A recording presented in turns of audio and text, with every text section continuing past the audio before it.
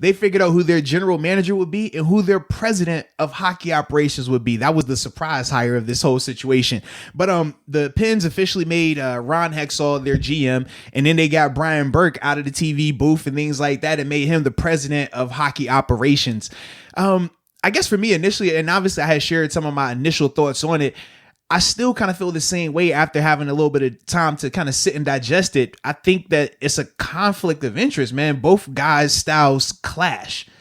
And I just don't know how that particularly, how those guys are going to work together in terms of building this, because one who focuses more so on the present, whereas one is more so looking ahead, being more, futuristic and valuing prospects versus the actual players that are there.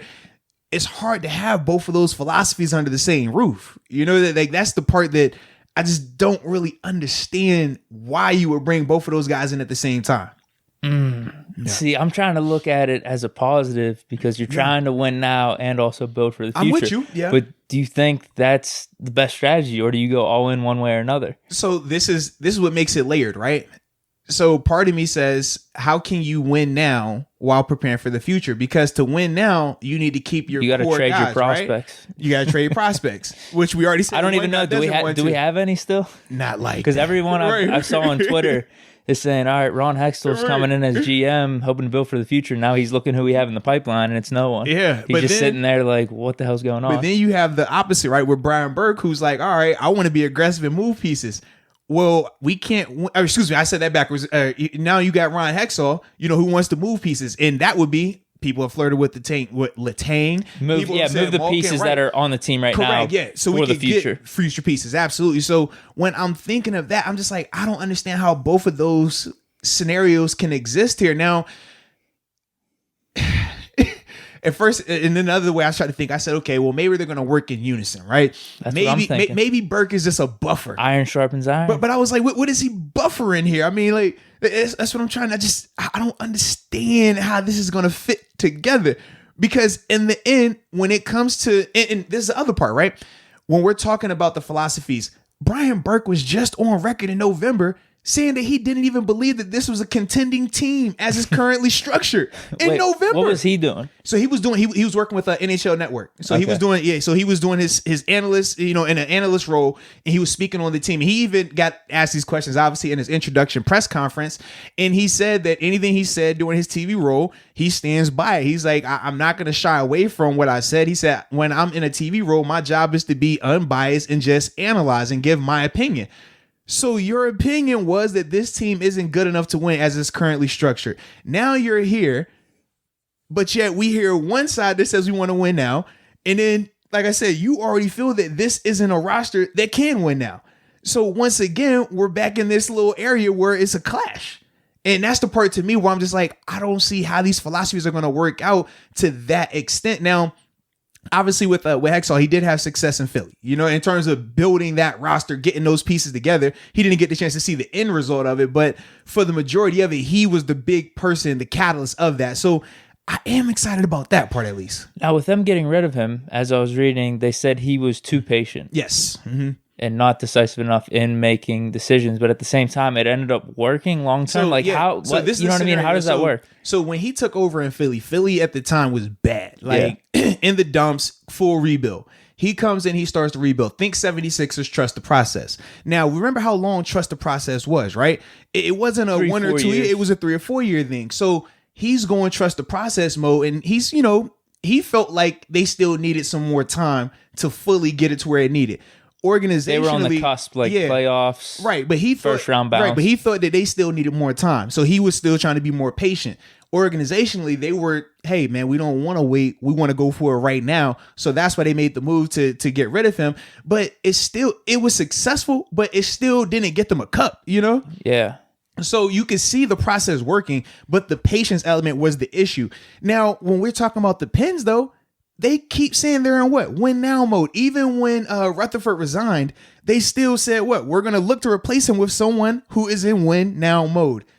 So how can we be in win now mode with these different things that we just brought up right now? Like, it's a conflict. It doesn't equal, or it doesn't equate to winning now. When you have a guy like Sid, you don't waste his years, especially at this stage of his career, on rebuilding. if you're going to win now, you try to win now with that guy. And the only way to do that is by keeping those pieces. But once again, difference of philosophies at the head of the ship. That's the issue, to me at least. So what do you think Crosby, Sullivan, because I listened to their interviews. I don't think you're supposed to be overly happy about this type of stuff. It's kind of business, but it did seem like, it is what it is. He's coming in. I don't know if they have a feeling one way or another. Like, are they thinking hot seat? Could we be moved at any point throughout this year? To me, now, like, how do they view Crosby, Malk, and Letang? When Hextall, I believe Hextall was talking. No. This might have, I'm mixing them up now. I think Burke said this when they were doing the introductory press conference, because obviously they're doing it together. But he made sure that he named Sid, Malkin, and Letang when he was talking about key pieces that we're going to be trying to build around and keep going. So he did mention those guys. So I felt regardless, Sid should be untouchable. Malkin, I say trade Letang, dude. And we'll see. That was the one that a lot of us kind of agree with, that in terms of he's still valuable, but you could get assets for him. And obviously we feel like his better years are behind him now. So I'm with that, but I don't know organization, how they feel about Letang. So that was a part of the reason why he kind of threw him at the end. So you're just like, all right, I can see it or not. But outside of Sid, I think everyone is on the hot seat. I think Sullivan is on the biggest hot seat, because when you talk about bringing in GMs, we said this before, your GM wants their guy at the helm, right? In terms of coach. And it's not as if we weren't already talking about how the team looks as if they're not responding to Sullivan anymore. Granted, they're still winning, but we've said it's been times where it looks like they're just not responding to what he's saying. When you have to keep saying the same thing over and over for multiple years now, maybe it's not the personnel. Maybe it's just they don't want to listen and hear it from you. Not saying that you're a bad coach. They're just not responding to you, which can be the case. We've seen it happen beforehand. I mean, we've talked about how with the exact same team, this just happens every time. It happens. And who knows? You might win a ring out of it. That's what they did. It's crazy. So when I think of that, I'm like, Sullivan, you already kind of had a little sizzle on your chair. Now you definitely feel heat. I feel like between both of these guys, whether it's Burke or Hextall, neither one of them are you're not one of their guys. They didn't bring you in here. So I think it's a scenario, and you said the positive, right? Trying to find the positive. I think the positive in this is this. You're going to get a more enthused, a better version of Mike Sullivan, hopefully, and the team is going to respond, because you got to be on your best behavior. Yeah, it's like, if you want to stay, show me. If you play bad, you will get shipped up out of here. It's that simple. There's no connection. Right. Even though maybe there wasn't even that strong of a connection when Rutherford was there, because we talked about how many times he would trade players. But But I like that element of it. I do think that they should respond that way. It kind of goes back to the competition conversation we talked about, right? Competition will always motivate you. Also, losing your job potentially will motivate you. When you got to think about, all right, this dude might trade me, or he might, fire me if I'm not up to snuff. Well, yeah, I'm going to make sure I'm giving you way more intensity, way more focus, even though I should have been doing it already, but we can't control the past. All we can do is control what we do going forward. So going forward, I do expect to see a better version of them. And they got to, I want to say the game. Yeah, they still got the game tonight. As long as it's not canceled, you never know how this situation's been going. Who is it? It's Islanders, the Islanders again. Yeah. So all these reasons, I mentioned that with this GM and the new president of operations coming in, and how I think the Penguins are going to, like you even said too, that, man, there's going to be a little bit of a spark. Everyone's going to be on their best play, best behavior, because someone new came into the building. That's why I'm putting some money on them tonight, because I think they're going to win this first game. I really do. I feel that. I hope so, man. I agree with you. So. Like, whatever reason, it could be Coach Sullivan. Maybe he picks it up a little bit. Maybe the players do. Just bringing new people into the building, and you just maybe that's part of the dynamic, though. Seriously, of like, man. One guy, he has his certain style. The other guy has his style. That puts people like, man, I don't know what's going to happen here. And personality-wise, they are a clash. Yeah. I mean, you got Burke, who's more of this flamboyant, outspoken, big personality. And then you got Hextall, who's like introvert, play it close to the vest, just very different styles. You know what I mean? So stylistically, it's just like, I see the yin and the yang. It could be one of those scenarios kind of like us. We're so different. I think you're talking yourself into it a little bit now. I'm hoping so, right? Would it really I feel like give there's going to be a spark. I feel like there will be. Well, either way, we need this one tonight, because I mean, what are they, 5-4? Yeah, they're 5-4-1 right now, right? Yeah. And obviously for that fourth seed, it's more than likely going to be between us and the Islanders right now. That's what it's looking like. Yeah, obviously, it's still early, but when you think about your Tampas, you think about your Boston Bruins, you think about your Caps, like those will be the top three. More than like they're in that vein. You know, and then the next are the Rangers in the mix, or is it going to be us Islanders? Is there another team I'm missing? I know really us and the Islanders are like the big ones going for that 4th spot. Okay. Trying to think who else off the top of my head. I don't feel like the Rangers are going to be in it like that. But honestly, the Islanders, even though we're talking about them, they were in the middle of a 5-game skid, and then we dropped that one to them. So it's just like they could be, they couldn't be. I mean, if they got too many more of these 5-game skids, like I said, the skids isn't that long. You can't afford that many skids like that and continue to be in the conversation. All things equal, it should be us. Right. It should be. Okay. Yeah. But we'll see. Going back to the Letang trade, though, I'm saying we need to trade Letang. It seems like a lot of people think that. The rumors were Rutherford did try to trade Letang. Are these guys going to trade Letang? I don't think so. But think about this. What could make... why would these GMs be allowed to make this trade now all of a sudden? And I do think the more I thought about maybe they can make a better trade. I don't know. Funny thing, the more I thought about it, I said, man, I can understand even more so, I think, why a guy like Rutherford would want to resign too. So... we talked about the 2 guys they hired, right? We know Hextall is what? Very progressive, looking for the future. That's his style. Burke is more of the win now guy, a little bit more aggressive in the moment. But with Rutherford, he's not looking to build for the future. He wants to win now as well. So if you're the organization and you're saying, hey, look, even though we're trying to compete now, we want to start looking more towards the future. We're trying to build this thing up, maybe even blow this roster up right now and start going from there. If you're Rutherford, who is at what, 71, that's not as appealing to you, you know what I mean, compared to a Hextall guy who, you know, he's in his, 50s, I want to say right now. So you're like, I got a lot more time. I don't mind being a part of a rebuild, which I've done before. I'm really good at rebuilding. If you're Rutherford, though, you could be like, you know what, I don't like this idea. I want to trade Letang and go right now and this, and this. And they could be saying, well, look, we don't want that. We want to save him because we know we can use him down the line to move for this piece and that and go there. And different philosophies, you say, hey, man, I'm Rutherford, baby. I ain't chipping on you. I'm out.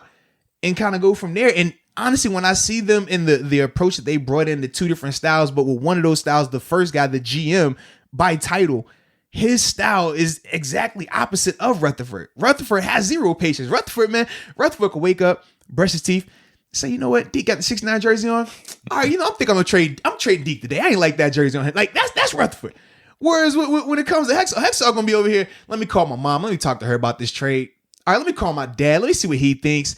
All right, let me talk to this guy. You know, I'm gonna sleep on it. You know, I'm gonna eat. I'm gonna have a lunch. You know, you want to go out and talk about it again? He's gonna go through a lot longer process before he decides to pull the trigger on things. So that's why I'm just like, all right, I see why you're making the moves. I see why Rutherford could potentially have resigned. I understand it. I don't like it, but I understand it. I'm trying to get optimistic like you, though. I don't think trading Letang necessarily means you're clearing the deck this year at all, though. I think it's just improving your team. I don't think he's playing good. I agree. But the same could have been said about Malkin as well, though. Malkin was struggling early on. He goes through slumps, though. He does. Like, he had a great year last year. I think Letang's been on a consistent decline from everything I've heard. And then all the stuff that I've watched this year, it doesn't seem like he's making many good plays. Malkin, I don't know, dude. Maybe it's something about offensive players and whatnot, but it seems like the dudes with talent, they could age pretty well. Yeah. Like, I think Malkin and Crosby, they could play. I mean, you see Yager over in... I'm with you. What the hell? He's almost 50, maybe? I mean, he was scoring, like, maybe on a 0.7 point per game tally a couple years ago in the NHL. Like, he had a 60-point season with the Panthers. It's crazy. So, I think Malkin, he's got 1 year left, right? Yes. Mm-hmm.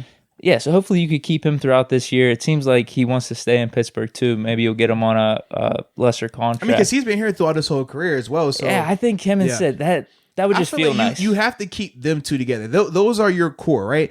If you and to me, if I'm going to say, hey, we're trying to go after it, I don't care about the rest of the guys. Those are my two that I have to have because, like you said, the star power. We know Sid.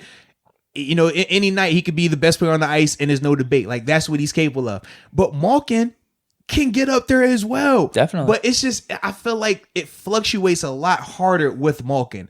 And that's the thing. And then he also gives him the dumps as well. Like, mentally, it looks like he gets... That's what it seems like. Yeah, it's weird, never man. something about skill. It's weird. It's a lot of times mental with him, which I don't understand because he's dominant. You know what I mean? I think he just gets really down on himself, like, maybe. It's crazy. But... that is another reason why we always say it is important, man. The mental element of the game. A lot of people just view us as robots, athletes in general, but it's like you do go through some things. And obviously, Malkin, man, he goes through these spurts, man, where, like you say, maybe he is getting too tough on himself, which can definitely happen. As competitors, you evaluate yourself like crazy. It's been times, Malkin, be nicer to yourself. Come on. Like no exaggeration, bro. Like, you're so conditioned to find the negative. you're so conditioned. Like, even if I'm watching my best game ever, it doesn't matter, college, pros, high school, you're so conditioned to point to every bad play and skip over the good plays because that's how you get better. And they hit you with the, whoa, Michael, do you think Michael Jordan's watching his highlights, or is Michael Jordan watching the bad plays? You think this person's watching out? Are they trying to critique this? So I could definitely see Malkin being one of those where he's like, you know what? I'm just solely looking at my negative. And then he's like, well, maybe I suck. And you're like, no, Malkin, you're fine. just stop thinking. Look at the good play. He need to look at his highlight. That's what he needs to do. Look at your highlight. Go look at your top 50 goals, your top 100 goals. Like, go do that. Don't look at your bad plays and critique yourself, because it's putting you in a bad space right now. We don't like that. Is that all we got for Pens? I think so, man. Hopefully you get it done tonight, though. Yeah. Hopefully they get it done, man. Is there any trade targets that you've been hearing about? Not right now. Like, what do they need? They need defense, I guess, right? But then you're trading defense and goalie. I don't know who in their right mind in the NHL, unless they're just going based off name. Maybe some GMs do that. Right. I don't know how they do it in hockey to that extent, man. Right. In terms, yeah, because maybe there's someone on another team, maybe the fans on another team, they just hear Letang. Oh, let's get Letang. Let's get him, yeah. He could turn back the clock with our team. I mean, I do that with the NFL. AJ Green, perfect example last season. So maybe it's possible. Well, I mean, because it used to be defense and goal play are what they're going to need the most of. So depending on how they want to do that, whichever one they address, I don't think it hurts either. You know what I mean?